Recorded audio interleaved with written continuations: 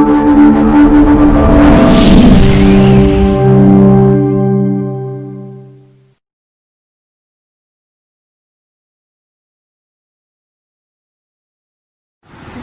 Students, आज हम respiratory system का दूसरा पार्ट पढ़ते हैं जिसमें हमने डिसऑर्डर्स शुरू किए थे। तो आज हम निमोनिया के बारे में पढ़ेंगे।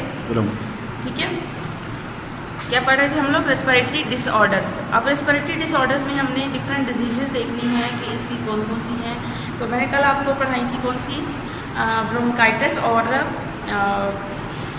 एक मैंने ब्रोंकाइटिस पढ़ाई थी और मेरे ख्याल में इसके बाद एम्फीसीमा पढ़ाई थी। ठीक है, अब उससे नेक्स्ट जो है हमारे पास नमूनिया है। इसका पी साइलेंट है, आपने इसको नमूनिया बोलना है। नमूनिया क्या है?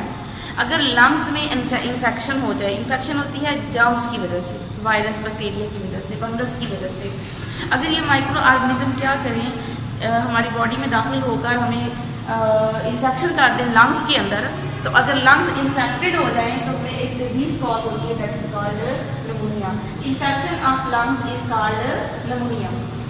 एक सवाल होता है डबल नमूनिया। नॉर्मल तो नमूनिया अगर आपको थोड़ा बहुत इन्फेक्शन हुआ है, जैसे लंग्स के अंदर इन्फेक्शन है, तो एक ही लंग्स अगर एक फेफड़ा अगर डैमेज हो रहा है तो आप उसे नमूनिया कह देंगे। लेकिन हम कहते हैं कि नमूनिया बहुत ज़्यादा हो गया है तो उसको हम साइंटिफिकली कहते हैं डबल नमूनिया।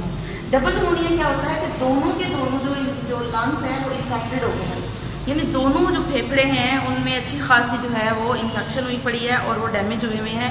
तो इस किस्म का जो नमूनिया होगा वो डबल नमूनिया। आम ज़बान में हम कहते हैं कि इस बंदे को स्वेयर किस्म का नमूनिया होगा, अच्छा खासा वो बंदा बीमार होता है, ऐसे बंदे को अस्पताल में एडमिट करना पड़ता है, तब जाके उसकी रिकवरी होती है। तो अगर बोथ लंग्स इन्फेक्टेड हो जाए, that is known as double नमूनिया।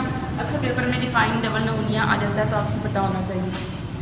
तो आपको कल भी मैंने बताया था, फिर रिपीट कर देती हूँ कि जब भी आप डिजीज़ लिखें तो कोशिश करें कि उनके कुछ पोर्शन बना लें, जैसे डेफिनेशन, जैसे कॉजेज, जैसे सिम्टम, जैसे ट्रीटमेंट। आप कम से कम ये मेन जो इसकी हेडिंग है ये ज़रूर बनाइएगा। तो उसमें जब आप कॉजेज की हेडिंग लगाते हैं उसमें पॉइंट्स बना के लिखें कि इसके मैंने पहले बताया कि बैक्टीरिया, वायरस और इसके अलावा जो है वो फंगस, ये सब क्या होते हैं, ये इसके एजेंट्स हैं कॉजिंग के। तो अब बैक्टीरिया में बहुत सारी स्पीशीज की कॉजिंग है, लेकिन जो मेन स्पीशीज नमूनिया काज करती है दैट इज बैक्टीरियम। कौन सा है? स्ट्रेप्टोकोकस न्यूमोनाई, जिसका नाम गलत बोलते हैं, ये साइंटिफिकल नेम है इसका, स्ट्रेप्टोकोकस न्यूमोनाई। क्या बोलेंगे? Streptococcus pneumoniae. ठीक है, ये आपने प्रॉपर नाम बोलना है।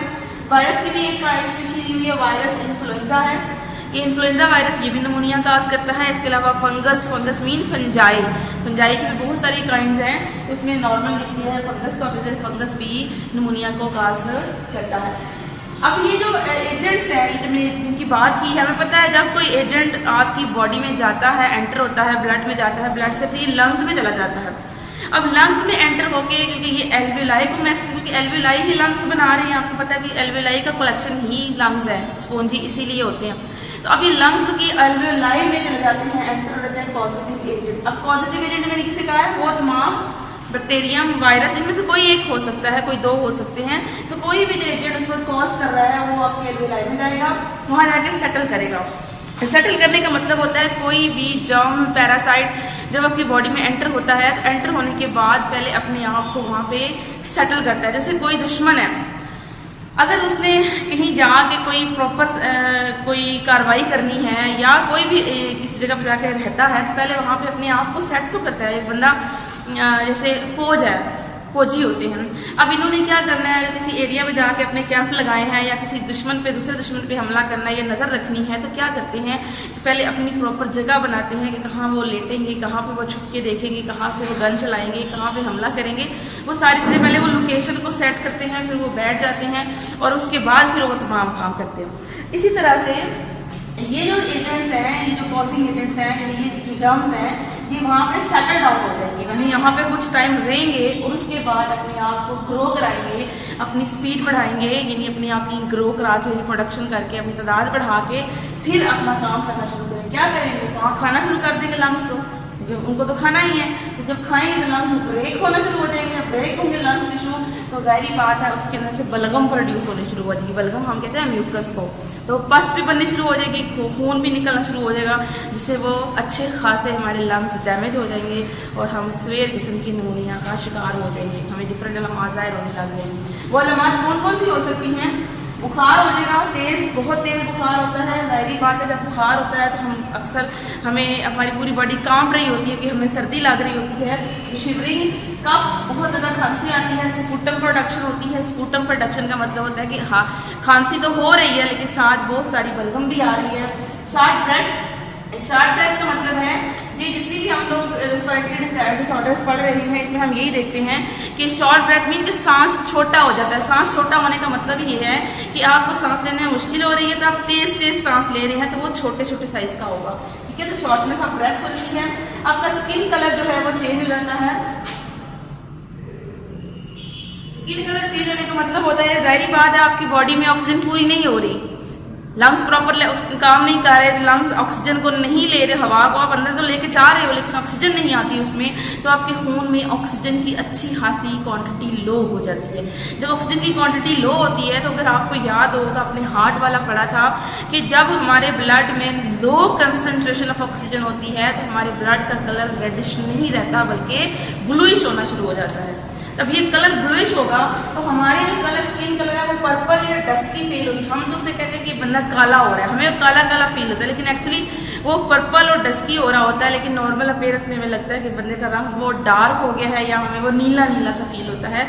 तो वो असल में क्या हो रहा होता है कि उसके अंदर ऑक्सीजन की बहुत ज़्यादा कमी हो रही होती है निमोनिया की वजह से। जब सभी किस्म की निमोनिया में वो उसका शिकार करता है।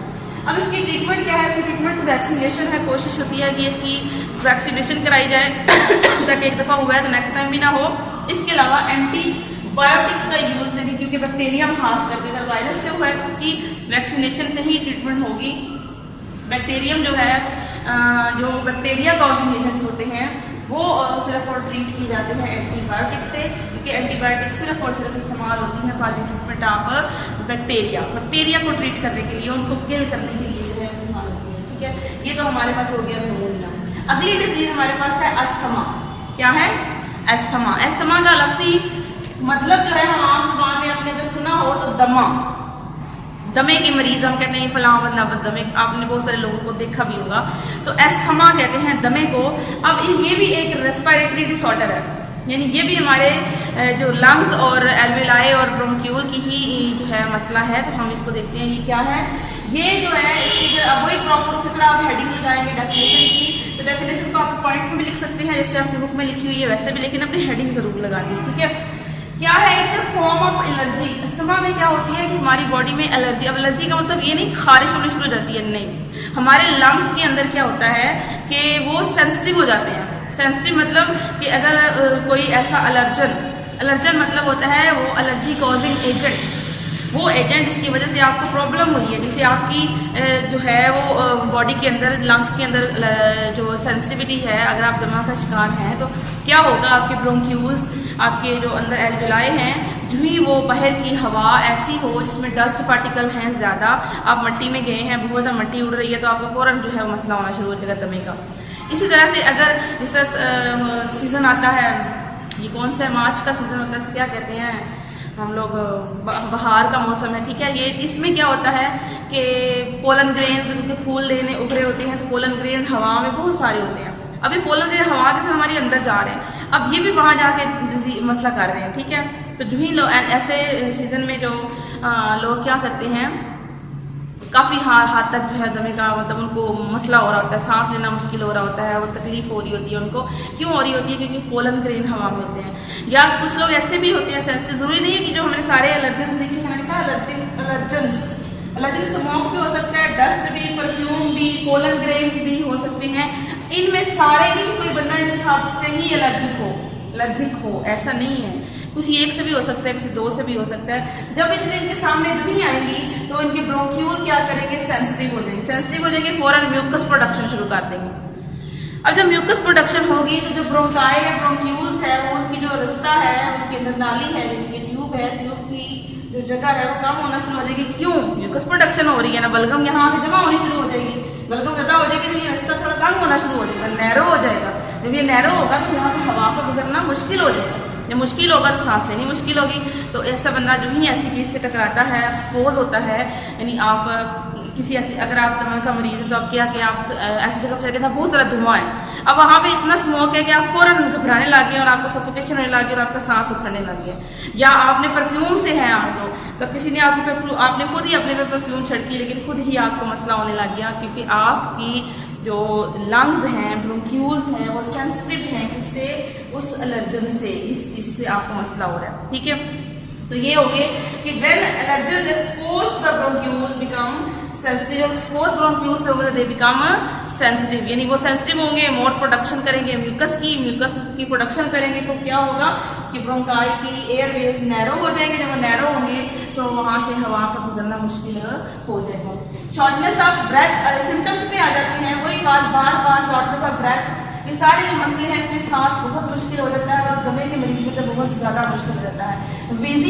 वीजिंग का मतलब होता है गले से ना अच्छी खासी खराशों की आवाजें आती हैं, खास करके ऐसे जो मरीज होते हैं, दमे के लोग होते हैं, इनके अंदर क्या होता है कि रात के वक्त ये बहुत घबराहट फील करते हैं। रात के वक्त ऑक्सीजन की थोड़ी कमी होती है, क्या मसला होता है, वो रात को होता है, ये आवाजें उनकी बॉडी से आती हैं, उनके गले से आती है। और कफ और चेस्ट टाइटनेस, मोस्टली खांसी होती है उनको, और जब खांसी होती है तो अक्सर हमें सीने पे खासा दबाव पड़ता है।